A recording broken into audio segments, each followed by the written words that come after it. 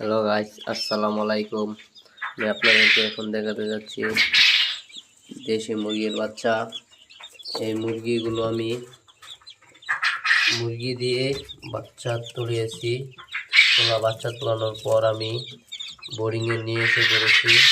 মুরগি থেকে সরিয়ে বোর্ডিংয়ে নিয়ে এসে পড়েছি। দেখেন বাচ্চাগুলো কত সুন্দর দেখা যাচ্ছে।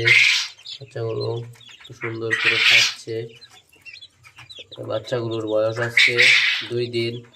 আমি এই বাচ্চাগুলোকে বোর্ডিংয়ে আনছি কালকে। দেখেন বাচ্চাগুলো কত বড় বড় হয়েছে। ডিম বড় হওয়ার কারণে বাচ্চাও বড় হয়েছে এবং এইগুলো